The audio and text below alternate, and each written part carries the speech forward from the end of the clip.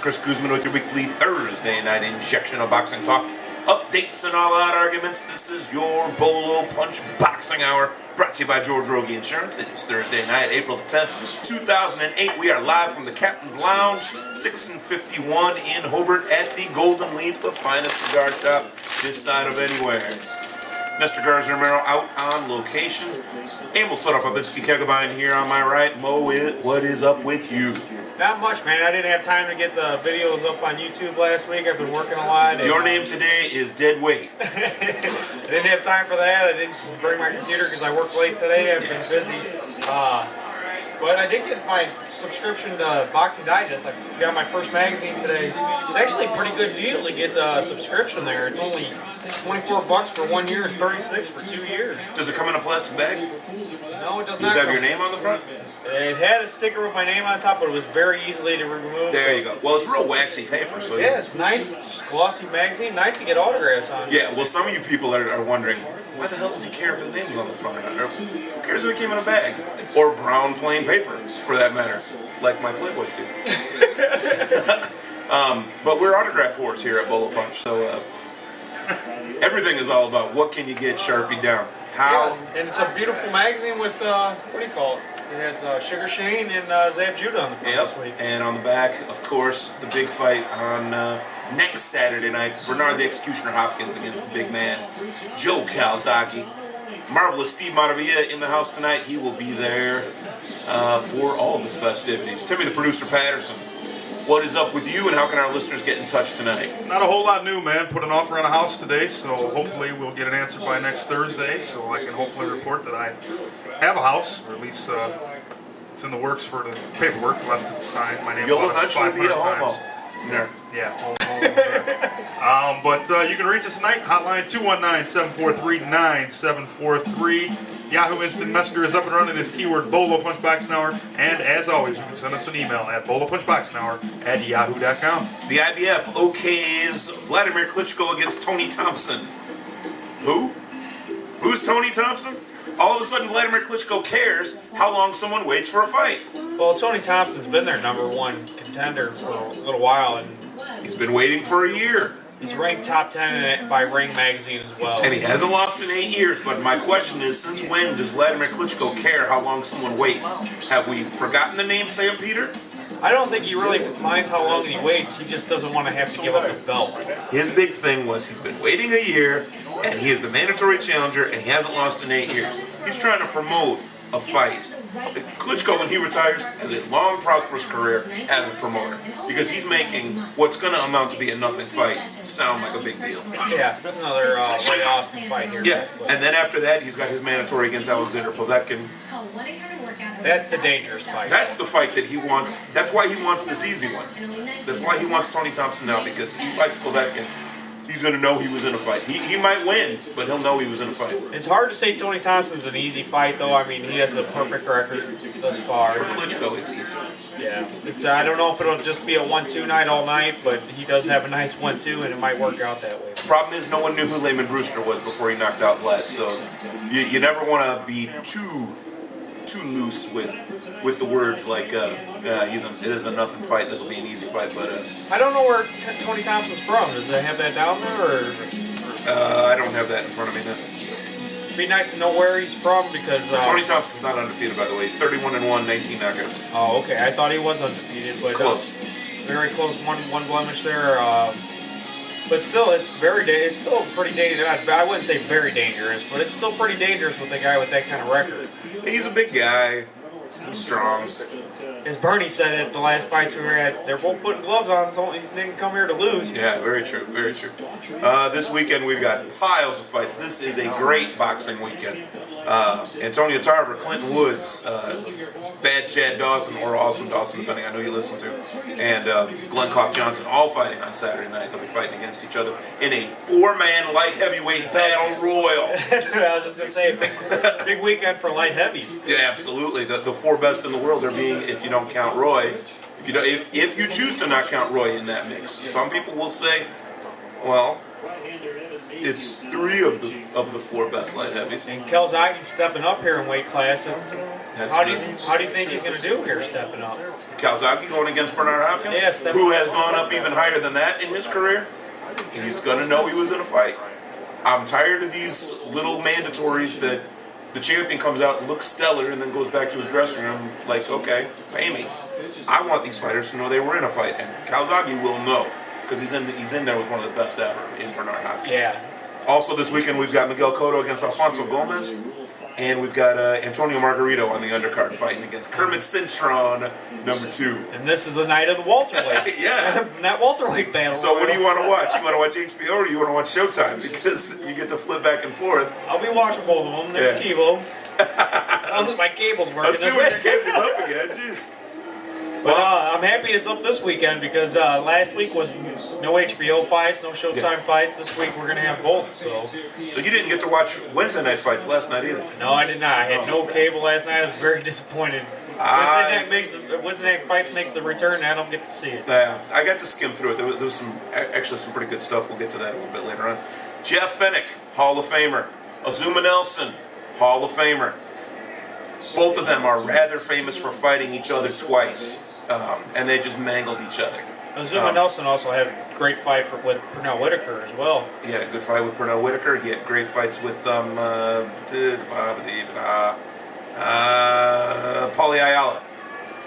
Both are already in the Hall of Fame. I don't know how long ago did they get put in? Do you know? Azuma would have been 2 years ago, 3 years ago? 2 or 3 years ago. At this point, 3 years Last ago. year was the first year. Yeah, 2 years ago. 2 full years. 2 full years. Okay.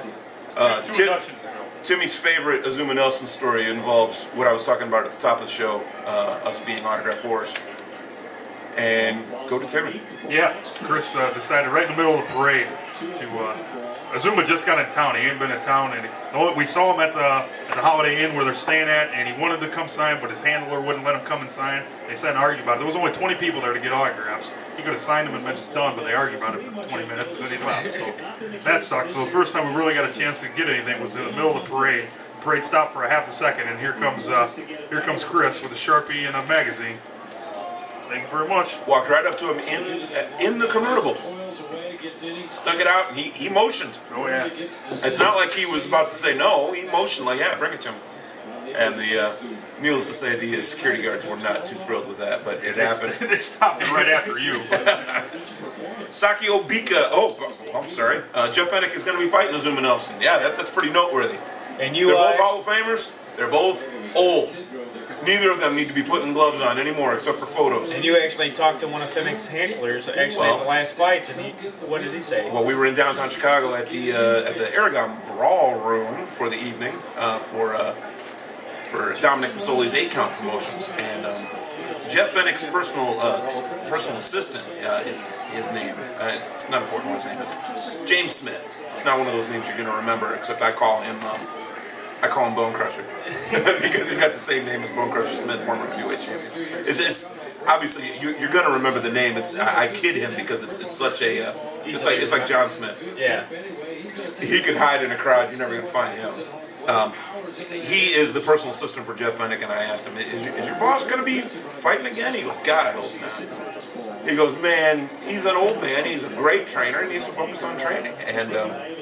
And he sort of gave me a wink like, yeah, he probably is going to. And I hope he kicks some ass. And I said, well, who would he be fighting? He said, I don't know. The only guy I would want him to fight is Azuma Nelson because they were talking about him coming out of retirement. Well, news broke today.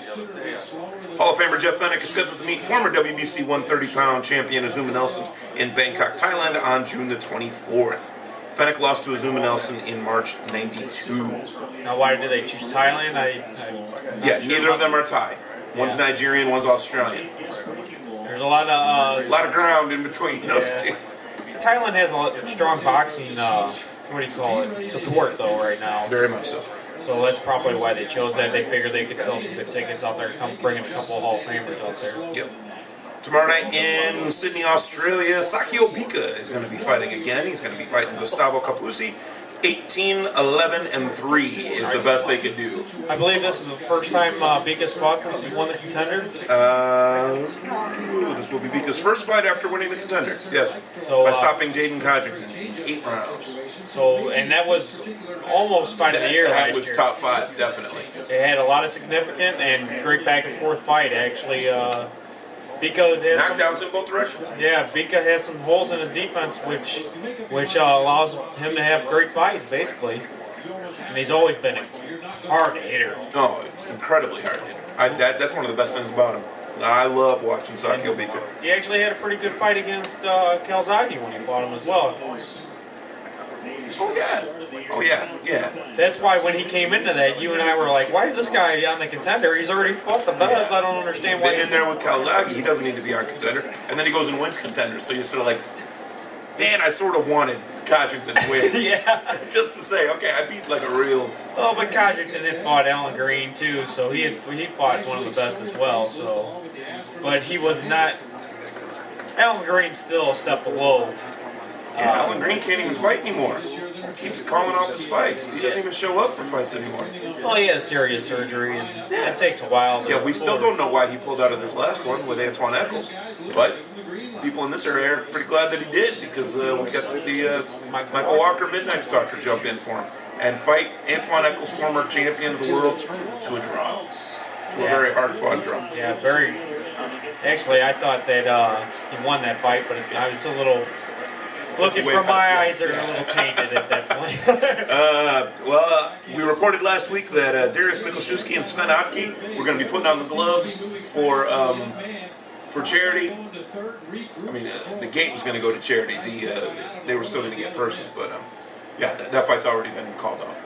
That lasted all of a week. So they got Fennec and one guy's 30. Yeah. If you want old guys fighting, you're still going to get it. It's just not going to be Mikuszewski or Otke. And Shannon Briggs. I'm not even going to talk about what they were honoring him for. He got signed up with this new company where they're going to sell extended warranties on car parts.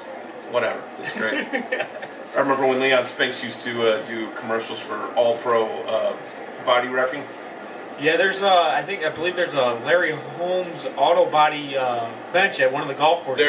There is, because I sat on it. That's pretty cool. And I was like, you think he really still has this auto body shop, or this bench has been here since 1984? When he was the champion? Yeah. I don't know. I know for a fact that everything in Easton, Pennsylvania is named Larry Holmes. Larry Holmes Plaza. Larry Holmes this. Larry Holmes dishwashing detergent. But Shannon Briggs has actually set up a couple fights here, one or two, or... Whatever. I don't understand it, but we just covered Carl Davis fighting in downtown Chicago last Friday night. And here he is. He's going to be fighting Shannon Briggs. Carl Davis against Shannon Briggs. Former WBO heavyweight champion of the planet, Shannon Briggs, taking on Carl Davis first. That will be in the next couple of months. And then he wants, after he beats Carl Davis, if he is successful, he wants to fight another Chicago heavyweight, Mike Mallow. I like his chances against Carl Davis. Carl Davis is a little wide open. And he's got a couple holes there. If he tightens his defense a little bit, he might have a better shot. I still have to pick Shannon Briggs over Carl Davis. Mike Mallow, though, I don't know. Galata did a lot of things that Shannon Briggs cannot do. Shannon Briggs is so freakishly huge. He cannot do the things that Galata did. Galata's a big man, but Briggs is bigger. And Briggs cannot move. He is not as agile as Galata is. And Galata really smacked around Mike Mallow, to where Mallow even said that was not a good fight. But he wants a rematch. So this is the first time I've seen Mike Mallow's name in a headline in a couple months. So I'm glad he's being considered for fights, because he really is a hell of a fighter. And it's a pretty big fight for him to sign to. It's actually probably a little bit bigger than the Galata fight, actually. I would think. I mean, Shannon Briggs was recently a champion, as recently as, last year? Yeah, and Galata never was. Should have been, but wasn't. And the last story on the docket before we go to our first break of the night. Sugar Shane Mosley is suing the Balco man, saying he did not know that this clear and this cream were steroids, that they were banned substances, that they were illegal, that they were human growth, they were Join the anything crowd. Yes. You need to start using. I love Shane Mosley. He's right on the cover of the magazine. But if you took steroids and you want to pretend you didn't, you probably need a better reasoning. You need a better excuse than I didn't know what I was taking. Exactly. Because at very best, you're going to be ranked an idiot. Well, either you should, if you're going to use that defense, you should file a lawsuit against your trainer just to make it look good. You know, seriously. Yeah. You should, and you should give the trainer the money. His trainer's his dad. Who cares? That's because that's your defense. Is I didn't know means your trainer slipped some shit. Slipped some stuff on you. But you already said it. Why repeat it? His dad wasn't the trainer at that time, though. His dad. Oh, is that what he's claiming? Well, that's what I would think. His dad was a trainer, and then he quit being his trainer, and then he came back. So during those few years. That's interesting. Maybe Daddy didn't want to be involved in the steroids. Maybe Daddy said, "You want to do that? I'm not going to be your trainer." I don't know. I think I heard it had a lot to do with Mosley's wife. Conspiracy theory right here. I heard it had a lot to do with Mosley's wife. Why they didn't do that? Why they Got a got hot separated? little wife. Shane, don't come after me, man. I ain't got no drugs for you. But come on now. We love Sugar Shane. If you're going Especially to... if he's going to sign this magazine. My point is, we love him. Thing is, if you're going to say you didn't do it, stick with you didn't do it. Not you did it, but you didn't know what you were putting on yourself, or in yourself, or beside yourself, or whatever. It's not... At very least, you're going to be listed as an idiot, that you were just taking things. Well, you should... Any professional athlete should pay attention to what they're taking. These guys, basically their bodies are their temple. Exactly. And they know what they're taking. He says he unwittingly used steroids and didn't know what he was taking. Conti, Victor Conti, who is the one being... He's big in the Belko trials. Yeah, he's the one that is being sued, says, and I quote, "I didn't deceive him, he knew what he was taking, and I told him that before he took it." Bottom line. This guy's up on 1 billion charges already. So it's just going to be he said, she said, basically just like the baseball trials. Yeah, one of them is up on 85 counts, and one of them is Shane Mosley. Former champion of the world, former pretty boy, still a pretty boy, and now he's fighting Judah. I don't know. Look at his body. Do you think he was taking roids? I could not tell you. There's a lot of reasons to take steroids, mainly for recovery. And boxers could really use that when they get all kinds of injuries in these fights, and it helps you heal quicker. The stuff I was reading today involved you get more oxygen to your cells during a workout, so you don't get winded, so you can work out longer. Well, and it also helps you recover quicker. I should take steroids so I can get to the fridge, so I can get to the fridge more often. Because I get tired of walking to the fridge and back. Well, it would help you breathe too while you're eating, so you don't have to take a breath as often. We're going to take a break. We'll take our first break tonight. We'll be right back with all the fights that got me through the week. Since Emil didn't see a damn thing. I watched a couple. I didn't watch all of them. Okay. This is your Bolo Punch Boxing Hour, brought to you by George Rogie Insurance. www.hssp.cc, sportsjuice.com.